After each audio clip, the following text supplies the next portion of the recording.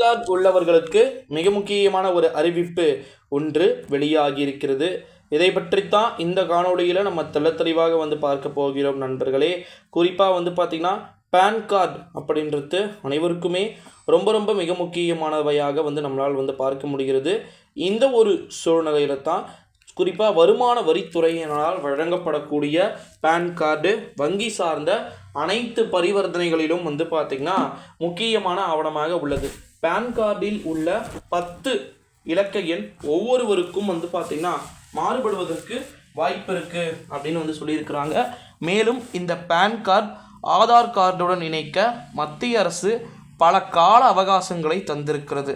ஆனால் அதனை பொருட்படுத்தாத சிலரின் பேன் கார்டுகள் பார்த்திங்கன்னா முடக்கப்பட்டிருக்கு அப்படின்னு சொல்லியிருக்கிறாங்க. அது மட்டும் இல்லாமல் இன்னொரு மிக முக்கியமான ஒரு அறிவிப்பு என்ன அப்படின்னு பார்த்திங்கன்னா மத்திய அரசு ஏற்கனவே ஆதார் மற்றும் பேன் கார்டை இணைக்க வேண்டும் அப்படின்னு கூறியிருக்கிறார்கள்.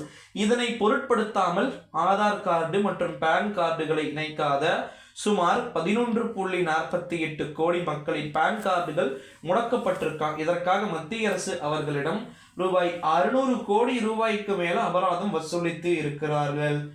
ஓகே, ஆனால் சிலருக்கு பேன் மற்றும் ஆதார் கார்டு இணைக்க வேண்டிய அவசியம் கிடையாது. எந்தெந்த நபர்கள் பேன் கார்டு இணைக்க வேண்டாம் என்பது குறித்தான இந்த கருத்தை நம்மால் பார்க்க முடிகிறது. யார் பேன் கார்டுகளை இணைக்க தேவையில்லை? குறிப்பாக பார்த்தீங்கன்னா சிலர் பேன் கார்டை ஆதார் கார்டுடன் இணைக்க வேண்டிய அவசியம் இல்லை. இவர்களில் 80 வயதிற்கு மேற்பட்டவர்களும் அடங்குவர் அப்படின்ற மாதிரி சொல்லியிருக்கிறாங்க. குறிப்பாக பார்த்தீங்கன்னா வருமான வரி சட்டத்தின்படி இந்திய குடியுரிமை இல்லாதவர்களுக்கும் பேன் கார்டு இணைக்க தேவையில்லை அப்படின்ற மாதிரி சொல்லியிருக்கிறாங்க. அடுத்த மிக முக்கியமான ஒரு அறிவிப்பு என்ன அப்படின்னா, இது தவிர பல நிதி பரிவர்த்தனைகளும் இணைக்காத நபர்களுக்கு தடை செய்யப்படும். பேன் எண்ணை ஆதாருடன் இணைக்கவில்லை என்றால் ஐடிஆர் தாக்கல் செய்ய முடியாது. இது தவிர வங்கி தொடர்பான பரிவர்த்தனைகளும் நிறுத்தப்படும். அரசின் பல திட்டங்களின் பலன்கள் கூட கிடைக்காமல் போவதற்கு வாய்ப்புகள் சாத்தியக்கூறுகள் உள்ளது அப்படின்னு தகவல்கள் என்பது வெளியாகி இருக்கிறது நண்பர்களே. எந்த ஒரு சூழ்நிலையில தான் பேன் கார்டுகளை ஆதார் கார்டுடன் இணைக்க மத்திய அரசு பல்வேறு கால அவகாசங்களை தந்திருக்கிறது. முதலில் இதற்காக 1 வருடம் காலம் அவகாசம் தரப்பட்டது. அதற்கு பிறகு 6 மாதம் கூடுதல் அவகாசம் கொடுக்கப்பட்டிருக்கிறது.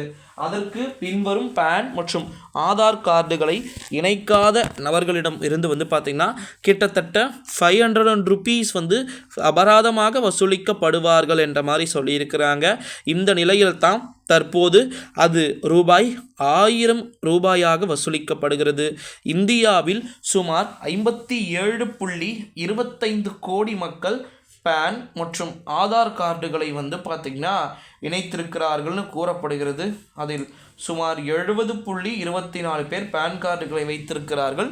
ஸோ வெயிட் பண்ணி பார்க்கலாம் நண்பர்களே. நன்றி.